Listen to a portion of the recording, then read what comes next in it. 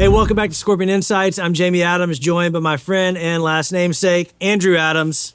Andrew, we're not related, but we do see eye to eye on our belief that generative AI is going to completely disrupt digital marketing and search. Just a quick recap on some of those things. We believe that generative AI is going to push people from traditional search, going to Google and typing things like plumber near me or estate planning near me, to actually being more conversational in how they're using search engines, asking more specific questions. Again, because if you've leveraged Bard or you've leveraged OpenAI and ChatGPT, that's what you're doing, is you're actually having a conversation with artificial intelligence. So moving from search to conversation, number one. Number two, we believe that reviews and online reputation is more critical to foundation. Go back and watch that video if you haven't already. Number three, we think that consistent and concise and specific content is going to be critical. Number four, I think, is one that may be a little bit controversial, but look, Google's got a business model. That business model today is heavily contingent on advertising, right? So as Google introduces things like artificial intelligence to their results, it's going to change search in some way, shape, or form, but they're also going to be leaning into some of their partners like third-party directories,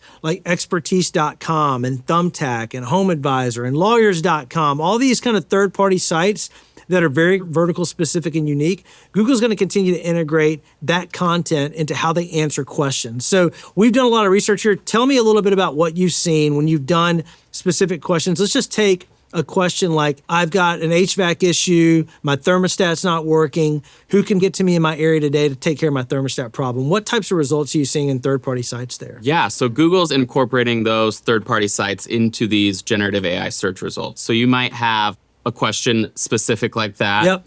It's going to give you some options of people they've found based on reviews like and their businesses website content. Yeah. So it's going to give me like a response. Here's some businesses that you may want to consider. Yeah. Okay. Then it might also pull in some resources. So it gives you these business options, but it's also showing you a few different resources that might be, here's the top 10 plumbers in your area. Yeah, like Thumbtack's got like a ranking of the top 10 HVAC companies or plumbing companies, depending on what you're looking for, HVAC or plumbing companies in your area. Expertise.com is another one that's popped up recently. So those third-party resources, again, probably just to kind of reinforce what Google is seeing in their own search, right? But some other tools, right, that you may want to consider looking into. Yeah.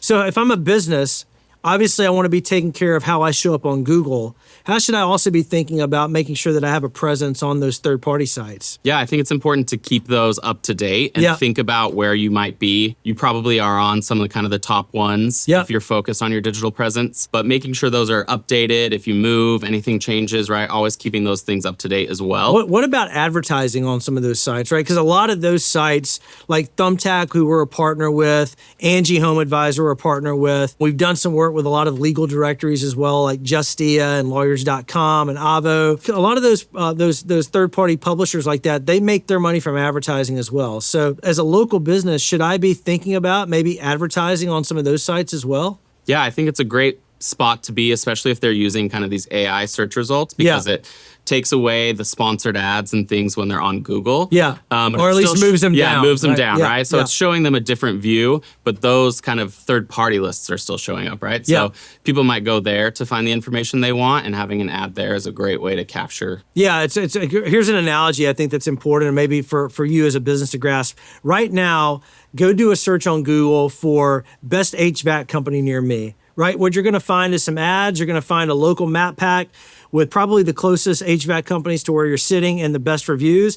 The first or second organic search result you're going to get, typically underneath that, is going to be some type of third-party directory, like Thumbtack, HomeAdvisor, Angie, right? And you click into that, and it's going to be, here are top 10 HVAC companies per Angie's list or per Angie in your area, right? So this is just a new way with generative AI, a new way that Google is leveraging some of that same information, but just displaying it differently based on the question that you ask. Yeah, exactly. So make sure that you've got your third-party directory listings taken care of, that you've got a presence there, and also consider as a business thinking about ways to advertise on those sites as well, because typically Angie is going to rank in their top 10. There's going to be 2 or 3 that are actually paying for advertising there. So think about how to incorporate that as part of your strategy. So awesome insights, great information. Again, we believe that generative AI is going to have a massive impact on digital marketing, specifically search. We hope that you got a lot of value out of this Scorpion Insight. We're going to be doing more insights around this and our point of view here. But until next time, we hope you have a great day.